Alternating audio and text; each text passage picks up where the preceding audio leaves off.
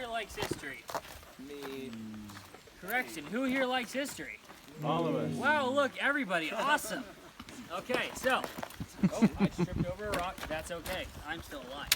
So, like Jay said a minute ago, this here is the 1853 Enfield musket, sometimes referred to as the 3-band. And this here was the standard rifle of the British military until it was replaced by the Martini Henry in 1871.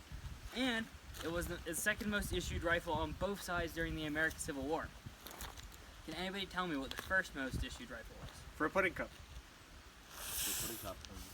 Ooh, A regular old musket. Winchester. Colt 45. No, sir. This is another rifle. But you were correct. That would have been very common. Winchester rifle. Nope. Yeah, we would have seen them at the end of the war. The Winchester. No, sir. You just said that. Oh, sorry. I didn't hear. I'm deaf. Somebody's in the Eunice verse over there. Winchester for 200. I'm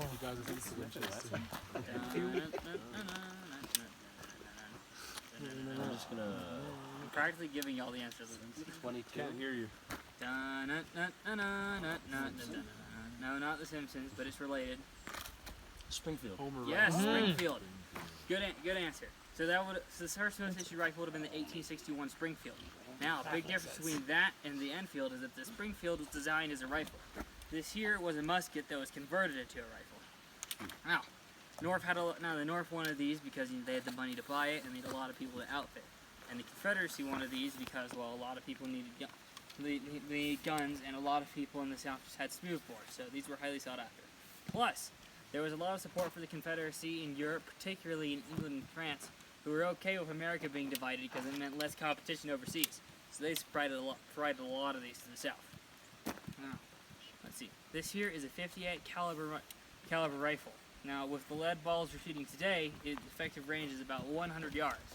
But during the war, we would have shot this right here, a Manet ball, more commonly referred to as a mini ball because America don't do French good. Here, I'm gonna pass this around. Now, what you're holding there is the first modern bullet. Now, the way that it works is that you put it down the barrel, you fire the rifle, and as it goes out, it expands and grips the rifle length so that it shoots straight. With that ball right there, the effective range of this rifle increases from 100 yards to 400 yards. Now, when you have thousands of men standing about 100 yards away from each other with a rifle that can shoot 400 yards, war becomes very deadly.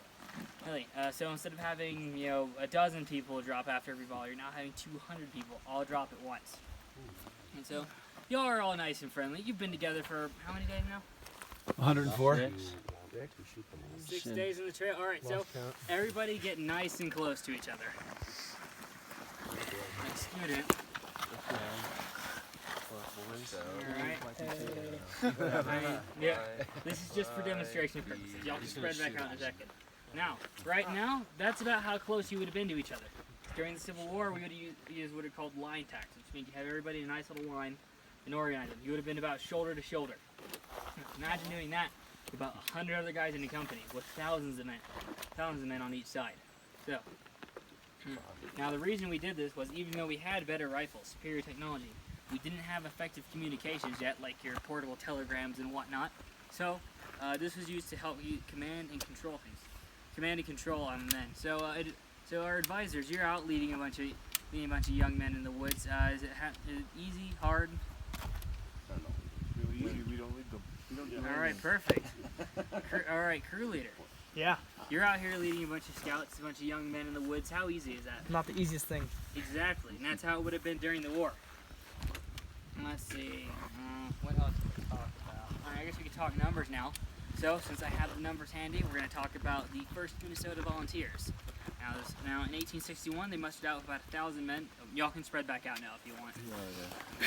Oh, thank God. Anyways, so in 1861, they mustered out with about 1,000 men. By the time they reached Gettysburg in 1863, there was about 400 of them left.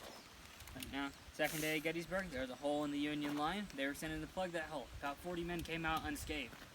See, then they were moved to a different part of the line, the center, so they could recover, which is where Pickett's charge happened the next day, and even more people died. By the end of the war, they were a reduced sharpshooter company, and this was a common story for most regiments. I'm sure y'all have heard the 640,000 number floated around for dead.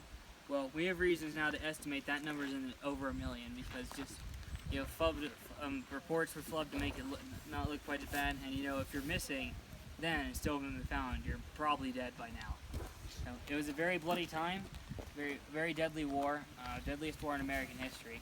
And there's lots of ways you can learn about it, like reading a book, watching a documentary, through a lecture in a class, or the way I like to learn about it, shooting guns. All right, before we begin, does anybody have any questions about anything in the world at all?